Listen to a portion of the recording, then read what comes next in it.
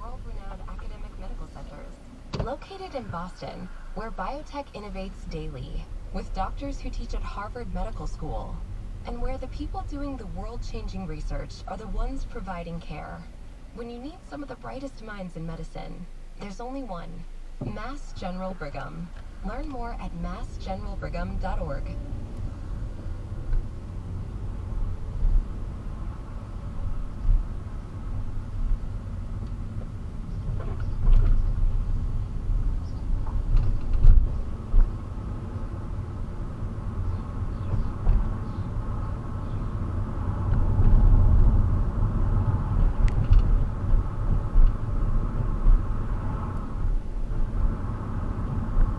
Today's episode is sponsored by Apollo Global Management.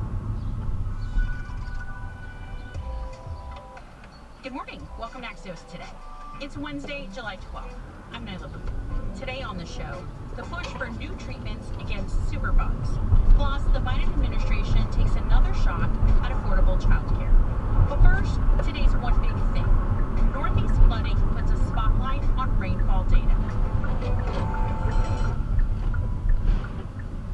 Severe storms in the Northeast this week caused historic flooding, especially in Vermont. Residents across that state had to evacuate from their homes, and on Tuesday, President Biden approved Vermont's state of emergency declaration and ordered federal assistance. As more events like this happen, data on this is critical, but the U.S. doesn't have an updated database on extreme precipitation that could help people prepare for these types of storms. And the data we do have vastly underestimates flood risk. Axios' climate and energy reporter Andrew Friedman is here to help us dig deeper. Andrew, first, how bad has the situation been in Vermont, a place we don't normally associate with flash flooding? Yeah, so the situation in Vermont is in some cases on par with what we saw during the remnants of Tropical Storm Irene in 2011, but there are some locations that exceeded 2011's floods and rivaled that of 1927. So we're talking a very rare event, we're talking a very damaging event, and something that the state is going to have to spend years to recover from. Can you connect the dots for us between this type of flooding and climate change? Essentially, when you have warmer air temperatures, the air is able to carry more moisture. When you have warmer sea temperatures, and right now global sea surface temperatures are at record highs, especially in the North Atlantic, you evaporate more water into the air. And storms can actually concentrate even more of that water vapor into a small space and squeeze that out over a location as rainfall. So we've seen an increase in extreme precipitation events in their intensity and their likelihood to occur. A lot of these precipitation events you might not think are astounding if you live in a more tropical place, if you live in Florida, if you live in Texas. These were 5 to 9 inch rainfall amounts within 6 to 12 to 24 hours. But the difference is that Vermont has seen a lot of rain already this spring and summer. So it was primed for flooding, and it also has rocky soil and the Green Mountains, which makes the water run off really quickly into rivers, creeks, and streams that quickly rise. Andrew, why is it important for government officials, climatologists, to have a comprehensive, up-to-date database about all of this? Yeah, so basically we're spending billions of dollars on new infrastructure between the two different laws that the Biden administration enacted. We are needing to build for the current climate and build for the future climate. Unfortunately, right now, in many respects, we're building for the past climate, because the database that engineers are using in many cases that defines what is a 100-year flood event, and really what that means is it's a flood event that has a 1% chance of occurring in any given year. So the database that defines that has been the same for well over a decade. And the new one that's going to come out is not going to come out for a few more years. So we're in this kind of murky middle where engineers need to engage with consulting firms, need to engage with climate scientists to try to figure out how high do they need to build a bridge. Exactly what standards do they need to build a factory that's near a river, for example? The problem is that with data that really underestimates flood risk, especially in inland locations, we are essentially building for the climate that no longer exists. Andrew Friedman is Axios' climate and energy reporter. Thanks, Andrew. Thank you very much. The Biden administration yesterday announced a new effort to make childcare more affordable for Americans, specifically low-income families. That's through changes to a federal program that essentially subsidizes childcare for working families, says Axios' Caitlin Owens, and she's here with what you need to know. One of the most notable pieces of the proposal is that it would cap co-payments for families at 7% of their income to make sure that families are paying no more than that 7% of their income for childcare. According to the administration, this could help reduce the payments for nearly 80,000 families. It also has other components like trying to provide financial stability to childcare providers and encouraging states to make enrollment in the program easier through things like allowing online enrollment. The big picture here, though, is that President Biden has long championed making childcare more accessible, but Congress has not enacted his proposal, specifically his calls for hundreds of billions of dollars in funding for childcare and early childhood education. One of the things he was successful in is including child care funding and pandemic relief measures, but some of that funding, which goes towards the child care industry, is set to expire this fall, which some experts are warning could set up a cliff where millions of children could lose access to care. A senior administration official said that this rule they're hoping to finalize it in the spring of 2024, which means that this fall could be a little bit of a tumultuous time for families, and this proposal is not expected to be finalized in time to address this coming cliff. That's Axios senior policy reporter Caitlin Owens. In a moment, a request for Congress to help in the fight against antibiotic-resistant superbugs. How can we get to a better working world sooner? Apollo is helping finance solutions to some of the most complex challenges the world is facing. Apollo, investing in tomorrow today. Learn more at apollo.com.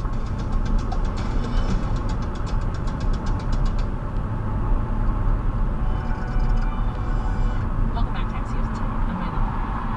COVID-19 undid years of progress fighting antibiotic-resistant superbugs, so much so that now infectious disease experts are pressing Congress to commit $6 billion for new treatments.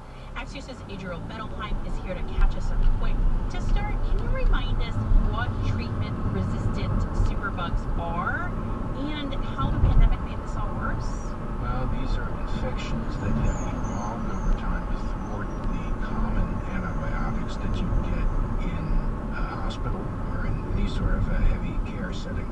And it's gotten worse because during the pandemic, people were trying to prevent infections. There was, so many more people in intensive care units, and the use of antibiotics increased. The bugs, to speak in very general terms, got smarter and evolved to thwart them. Cases include a Candida auris, which is a fungal infection that's often resistant to drugs, and that's tripled from 2019 to 2021. Outbreaks of drug-resistant pseudomonas, which is just a scourge in many hospitals, and has dramatically sickened or killed patients. So now there's a demonstrable need for kind of a new next generation scheme of these things that can sort of take on these new threats. What kind of treatments are scientists hoping drug makers can create to combat this? Well, I think they need new antimicrobials. It's not the most lucrative line of work for drug makers. In fact, a number of ones that were making sort of innovative antibiotics filed for bankruptcy. The drug industry and backers of this effort say that, there aren't enough regulatory incentives and just the economic headwinds that many in the health sector have been facing. But others, critics say this might be sort of throwing good money after bad, and that it's not really demonstrable results that the new products they develop will be any better. So there is some skepticism about making a commitment of this order.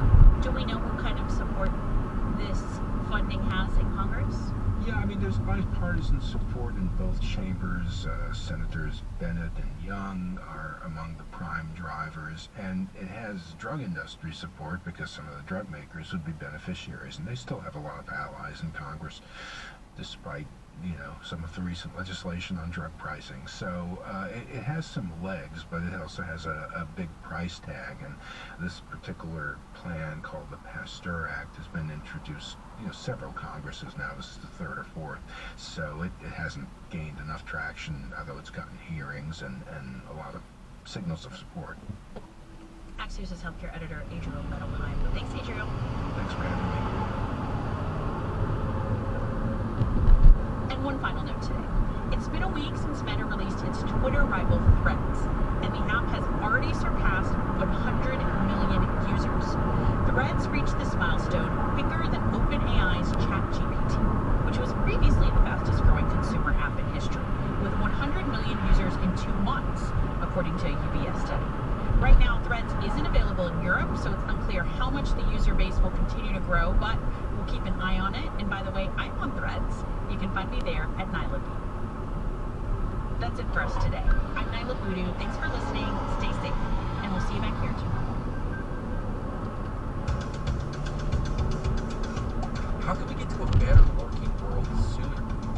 Apollo is helping finance solutions to some of the most complex challenges the world is facing. From providing customized capital solutions that drive innovation and job growth to supporting a more sustainable future. Apollo, investing in tomorrow today. Learn more at apollo.com.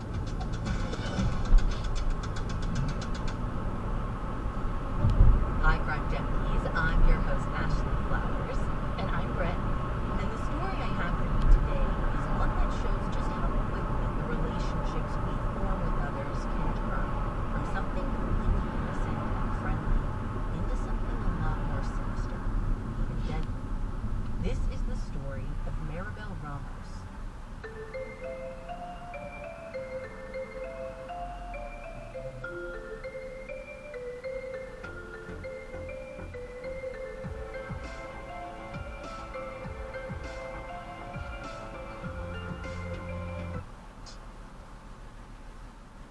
Biomedical startups are racing to revolutionize the way humans reproduce by manufacturing lab-grown eggs and sperm. There is something intrinsic sharing a life that is half me and half my husband.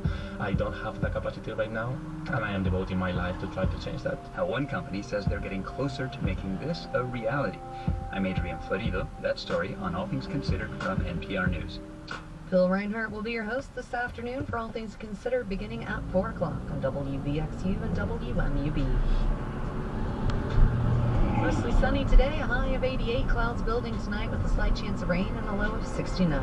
Support comes from Impact 100, a Greater Cincinnati women's collective giving organization making a lasting impact in the community. Impact 100 allows you to collaborate with a diverse group of women of all ages to fund major transformational grants for local nonprofits. You can join now to be a part of the 2024 grant cycle at impact100.org. Live from NPR News in Washington, I'm Dave Mattingly. NATO is pledging more military aid to Ukraine, but the alliance is stopping short of inviting Kyiv to join, at least for now. At a summit in Lithuania, the alliance told Ukraine it can join NATO when certain conditions are met and the allies agree. Amanda Sloat is the National Security Council's Senior Director for Europe. We have always been clear, NATO has been clear, the President has been clear that there are standards that countries need to meet in order to join the NATO alliance. Ukraine's President Volodymyr Zelensky is at the talks in Vilnius. The Republican chairman of a House committee wants answers on why the Biden administration's envoy to Iran had his security clearance suspended. NPR's Michelle Kellerman says the envoy reportedly is under investigation by the FBI. In a letter to House Foreign Affairs Committee Chair Michael McCall, the State Department says it's not in a position to provide documents related to Robert Malley's security clearance or personnel matters. McCall calls that a, quote, absolutely unacceptable response. He points out that this is a person whose mission it is to negotiate with the Islamic Republic of Iran, adding, in his words, nothing could be more serious than this. McCall says he will be following up with the State Department to get a classified briefing. Michelle Kellerman, NPR News, Washington. This is NPR News. Good morning. It's 8:32 and 70 degrees in Cincinnati and Dayton. This is 91.7 WVXU. I'm Tana Weingartner. Northern Kentucky companies and others around the globe are pivoting to try to reduce wait times for goods. The supply chain hasn't recovered from COVID and geopolitical situations, along with high costs that are also playing a role. That's according to the CEO and president of Walton's Burst Logistics, Todd Johnson. You just can't have one standard way of doing things and saying, regardless of the circumstances around me, I'm going to stay in my lane. You can't do that anymore. You've got to be flexible. You have to be creative in finding solutions to get through these challenges that we face. At a Northern Kentucky Chamber event, Johnson also mentioned the problem of finding workers. His company uses robots alongside employees. That helps alleviate some of the problem. President and CEO of the Kentucky Association of Manufacturers, Frank Gemley, encourages companies to reach out to high schoolers. A vocational and technical career is what America needs a whole lot of. He says more and more businesses are willing to train workers who haven't had experience. Pardon me. Blink will return to its roots next year. Organizers say Music Hall will get a light projector display during the 4-night event. It'll be the first time Music Hall gets the treatment since Luminosity in 2015. Blink co-founder Andrew Saltzbrand says because of the pandemic, last year's festival was somewhat rushed into existence. The artists that did participate worked so hard and so fast to make that happen. This year, great news, we're going to give the artists more time, which every artist appreciates. And so we don't have the specific date ready to announce yet, but in September we will be announcing our call to artists. This will be a global call, and we'll give you multiple months to submit your concepts for Blink. Saltzbrand says in 2022, Blink featured 18 international, 21 domestic, and 32 local artists. Blink will start with a parade on Thursday, October 17th, 2024, and continue the next 3 evenings. Mostly sunny and warm today, a high of 88, clouds building with a slight chance of rain tonight and a low of 69. Storms likely tomorrow. When it's not storming, it could be very muggy, a high of...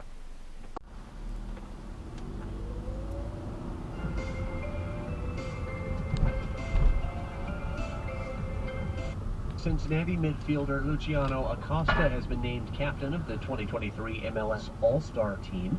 The 29-year-old Argentinian leads FC Cincinnati with 10 goals this season in 20 appearances. The All-Star game is next Wednesday. The league's best will take on the English Premier League's Arsenal FC. It's 87 degrees. This is All Things Considered from NPR News. I'm Adrian Fladino from Culver City, California. And I'm Mary Louise Kelly in Washington. FBI Director Christopher Wray came under sharp and sustained criticism today from House Republicans. These were Republicans on the Judiciary Committee.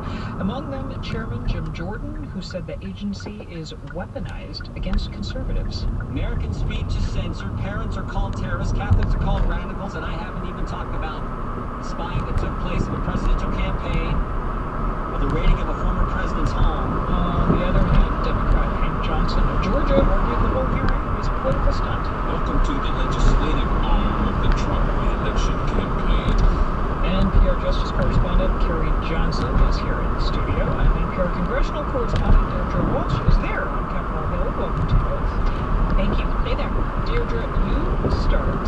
This is Chris Wray's first appearance since Republicans took control of the House, and it sounds like the key lines of attack against the FBI were coming from Republicans. They were, and really the overall theme that Republicans were making was that the FBI has created what they say is a two-tiered system of justice and is unfairly targeting Republicans and GOP allies. One after another, Republicans on the committee complained about how the agency is handling investigations, such as the one dealing with classified documents, saying there's one standard for former President Trump and one for President Biden. Republicans also criticized how the FBI has handled probes into the president's son to Hunter Biden, saying that there's been retaliation against whistleblowers. We should also note that Wray faced some criticism from Democrats, too, For example, California Congresswoman Zoe Lofgren pressed Ray about what she thought was special treatment of Trump during the search in Mar-a-Lago. Okay, so criticism from all sides. Carrie, has the FBI responded to that? You know, the criticism from Republicans is a little bit jarring because Chris Wray is a lifelong Republican. He was a veteran of the George W. Bush Justice Department. He clerked for the conservative luminary Michael Ludig. He worked for Chris Christie, and Donald Trump appointed him as the FBI director. Here's what Chris Wray had to say late this afternoon after a number of lawmakers kept pressing him on this line of attack. The idea that I'm biased against conservatives seems somewhat insane to me, given my own personal background. Yeah, I guess the challenge here, Carrie, is that there are a bunch of politically sensitive investigations underway, and the FBI is right in the thick of it. Right in the thick of it. You know, former President Donald Trump has been indicted on charges of willful retention of highly classified documents he kept in a bathroom, a storage room at his Florida resort, and then allegedly obstructed the FBI investigation. This week, Donald Trump asked a judge to basically delay his trial until after the election because he's running again. There's another sensitive investigation. The current president's son, Hunter Biden, recently reached a plea deal to plead guilty to 2 misdemeanors for failing to pay taxes. Republican lawmaker Matt Gaetz of Florida clashed with the FBI director about that today. Are you protecting the Bidens? Absolutely not. The FBI does not. You won't answer the question about whether or not that's a shakedown, and everybody knows why you won't answer. Deirdre, was there any area where Democrats and Republicans seemed on the same page, sharing concerns about the FBI? There was actually one. Chairman Jordan, as well as Congresswoman Pramila Jayapal, she chairs the Progressive Caucus, blasted the FISA program. That's the Foreign Intelligence Surveillance Act. They both argued it infringes on Americans' privacy. This is the program set up to protect against national security threats, but lawmakers from both sides of the aisle have real concerns about the kinds of data it's collected. We should note that the program's up for reauthorization at the end of this year, but it's pretty clear after today's hearing it's going to need bipartisan reforms. I suppose it's worth backing up just for a second and reminding people of the context here, Carrie. All of this rhetoric, these verbal attacks against Chris Wray, against the FBI, they did not start today, right? This goes back, I mean, one date you could put on it would be the search of former President Trump's Mar-a-Lago regime. Yeah, but one thing that was new, a little bit new that we heard today, Mary Louise, is that the FBI director says there have been real consequences. The FBI has had to stand up a special unit to look into threats against its agents and employees. There have been credible death threats against the FBI director himself. There have also been armed protests at an FBI field office in Phoenix and an armed man trying to break into the Bureau's Cincinnati office. So this is very alarming for senior FBI and DOJ officials for sure. Meanwhile, there was a push for defunding the FBI. Deirdre, that's coming from Republicans. How real did that feel today? I mean, it's going to be an uphill battle in this divided Congress, but politically it just shows how much the Republican Party has changed under the leadership of Donald Trump. For years, the party touted itself as the law and order party, and Republicans attacked Democrats for defunding the police. But now we see people like Jim Jordan pushing to zero out money for the FBI's program. There's one planned move for a new headquarters in the suburbs outside Washington, D.C., and Jordan, in an upcoming spending bill, is trying to get rid of that money. Carrie, I'm going to give you last word. I'm guessing Chris Wray is not behind these plans to defund the FBI. No, he says that would be bad for the 38,000 employees, but also, maybe even more importantly, for the communities that they serve as we face a scourge of gun and drug-fueled violence here across the country. That is NPR's Carrie Johnson and NPR's Deirdre Walsh over on Capitol Hill for us today. Thanks to you both. Happy to do it. Thanks, Mary Louise. One of the people lost on the migrant ship that sank off the coast of Greece last month was a young Egyptian man who'd hardly ever ventured outside his rural town before. But like many, he set off, first to Libya, lured by smugglers promising to get him to Europe. NPR's Ayat Batrawi spoke with his brother and others to find out why so many are fleeing Egypt, a country that's suffering neither war nor chaos. Mahmoud Ibrahim's family got a call a few days after he'd vanished. He was in Libya and needed money. His brother Mohammed tells me over the phone, the family was stunned. The 28-year-old, with a wife and baby, lived in a poor rural town in northern Egypt's province of Shar'iyya and had never even traveled as far as Cairo. Now, he owed Libyan smugglers $4,500 for a spot aboard a ship bound for Italy, an astronomical figure for families in these parts of Egypt. Once he told us to pay, we sold some land that we had, collected money for here and there and there. And then we brought us still pay for the people who know the rest. The smugglers controlled where migrants sleep, how much food they get, and which ships people get on. The family paid a masked man in Egypt, part of a network of smugglers who promised safe crossings for desperate Egyptians looking for better lives. They find leads and even lure children on Facebook and chat groups. He promised like beautiful kids in the festival. Just 2 or 3 days, and we clearly that it's the new year. It's the music. Affordable home never got to see a new world. He's among hundreds of Egyptians, Pakistanis, Syrians, and Palestinians presumed dead after their overcrowded ship, the Adriana, sank last month near Greece, far from the Italian shores they dreamt to reach. Facebook pages are full of photos of missing Egyptians and families desperately seeking word on their loved ones. In one post, a man named Mohammed Shadali goes live with his phone camera as he searches helplessly in Greece for his brother and cousins. From the fence and metal railings, he yells out to Egyptian survivors of the Adriana for the names of survivors from his hometown.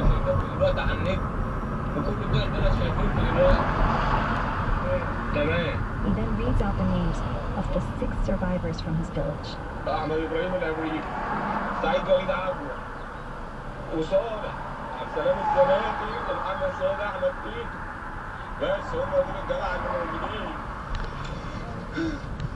Egyptians from poor towns have long crossed the sea to Europe, but those numbers soared dramatically last year. The International Organization for Migration counted nearly 22,000 Egyptian migrants arriving to Europe, mostly by sea last year, topping every other nationality, including from war-torn countries like Afghanistan and Syria.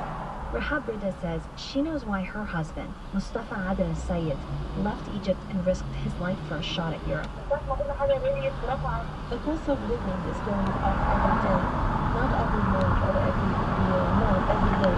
There are new prices for food, clothes, for living. So our income isn't enough. And this is the case for everyone, not just for us. Millions of poor Egyptians rely on government subsidies and handouts to survive, but Egypt's economy has suffered major blows over the past year. The price of food has skyrocketed since early 2022, correlating with the spike in Egyptian migrants arriving to Europe. Rita says her husband's job as a tailor in Sharjah wasn't enough to keep up with the cost of their 3 children. He wanted to do something for his kids. He would say, I am 35 years old and my kids are young and I can't do anything for them. Out of an estimated 750 people on the Adriana, only 104 survived, including 43 Egyptians. Rita's husband is among the survivors, but he's now detained in Greece, one of 9 Egyptians accused of being part of the smuggling network. Rita says her husband is innocent, and that the real smugglers don't risk their lives on his boats. After we hang out, she sends me a voice note with her mom. Her cousin was also on the ship, and they don't know what happened to him. She asked if I can find out if he's dead, or maybe arrive at the hospital for cares. She sends me his photo. Anyway, Saeed Mohammed's black hair is trimmed with a fade. The 23-year-old is wearing white sneakers, black jeans, and a fitted white t-shirt with the words Louis Vuitton stitched across the front. I checked the list of Egyptian survivors. His name isn't there. It's wrong. NPR News, Dubai.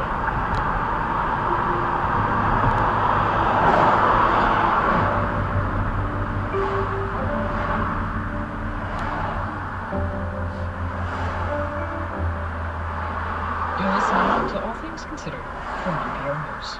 Just ahead on WVXU, Hollywood actors are set to strike tomorrow as their demands are demanding negotiations for a new union contract. Negotiation deadline was extended previously, but the expiration is tonight. The story coming up at 5:35 during All Things Considered on 91.7 WVXU and 88.5 WMUV. Support comes from 4546 Vineman's Apparel, Hyde Park Square. We've been filming new summer casual clothing from Billy Reed, Robert Barracat, Scott Clark, and shoes from Olakai and Johnston and Murphy. Support comes from Piano Pros, specializing in the sale and service of pre-owned and vintage instruments. Their goal is to allow customers to find the right piano in a setting that provides a low-pressure and educational experience. Celebrating their 11th year, Piano Pros is now hosting their summer clearance event. More information at 779-4000 or pianopros.biz.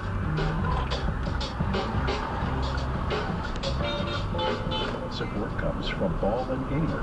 For more than 30 years offering personalized financial planning and an investment philosophy focused on growing clients' income.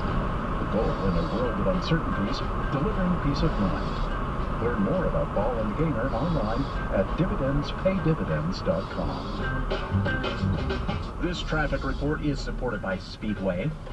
In Montgomery County, northbound 75, after US 35, there's a wreck on the right shoulder. It's affecting traffic back to Dixie Highway Central Avenue. In Boone County, North Bend Road near I-275, there's a wreck. There's also one on Limaberg Road, south of Connor Road. From 9, first warning weather. Turning cloudy tonight, humid, slight chance of some rain. 70 for the overnight low. Storms possible on Thursday, muggy and 85 tomorrow. It's 87 degrees now. Thank you for joining us this afternoon on 91.7 WVXU. Support for NPR comes from this station and from Mattress Firm. Whether customers browse online or in one of their stores, Mattress Firm is committed to providing personalized service and advice to help people choose the right mattress for their needs. Learn more at mattressfirm.com. And from Procter & Gamble, maker of Metamucil, a fiber supplement containing psyllium, a plant-based fiber for trapping and removing waste in the digestive system, designed to be taken every day. More at metamucil.com. This is NPR. This is All Things Considered from NPR News. I'm Mary Louise Kelly. And I'm Adrian Florido. Fox News is facing what could be another blockbuster lawsuit. A Trump supporter who was in Washington on January 6, 2021,